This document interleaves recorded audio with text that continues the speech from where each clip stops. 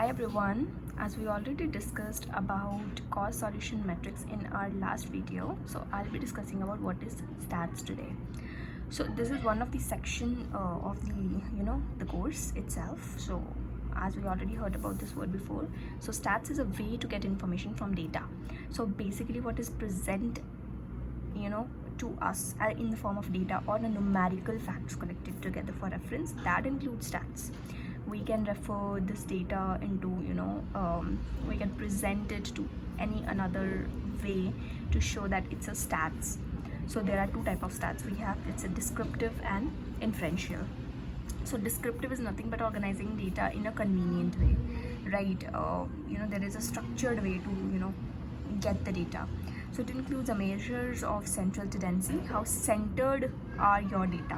So basically you already know about mean, median, mode and quartiles. So we'll be discussing about the basic definition of it, the overview, and after that we'll be discussing about it in a case study, right? Inferential stat is nothing but data derived from a set of population. For example, you have to perform something and you got the you want the sample from the whole population. There is inferential stats. We got the stats from the particular population and then proceeding and solving it. It can be sample or sampling techniques. We'll discuss this later. Measures of dispersion variation. This is a type which it includes. We'll start with mean here. We already know that what does that mean. Meaning it's the average of data. Example, AHT, average handle time. Suppose you have 10 people, right?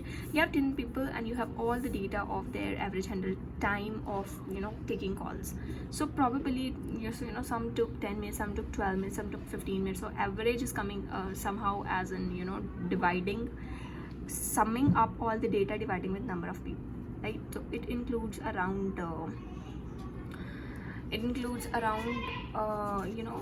the average probably comes as 14. So the average handle type is basically that's a basic point which is that's a basic number which is taken by the whole population. That's a basic and that's a must data is there, right? It should not include extreme data sets. This means that if one data set is extreme, suppose we have a number of data set as 10, 20, 30, 40, and if we are adding as in 100 in one of the set, so it determines the whole mean, it disturbs the whole mean. So that is the problem. Median, middle most of the data, not affected by the extreme values. So we have a number of datas together with us. What is the median? What is a middle number? That needs to be the median. Mode, frequently occurring data point in a data set. So the data which is more, that will include as mode. So now we'll be discussing about quartiles. Quartile is nothing but dividing data into 4 quarters. Quartiles comes from quarter, right? So probably if we are distributing 100 set, first one will come as 25%, then 50%, then 75%, and then 100%, obviously, right? Q1 will be the lower quartile, Q2 will be the median, Q3 will be the upper quartile, and Q4 will be the fourth quartile. So it includes Q3 minus Q1. Q3 minus Q1 determines this thing. So another point which comes as measures of dispersion and variation, we already discussed about standard deviation before. So average distance of all the data points from the mean of the data set.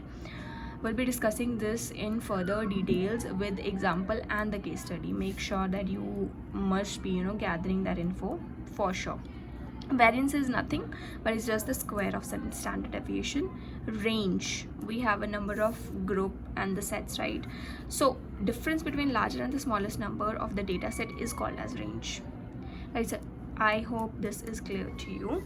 Well, I will be starting up with another case study in our next video so that you will be clear that what we are talking about.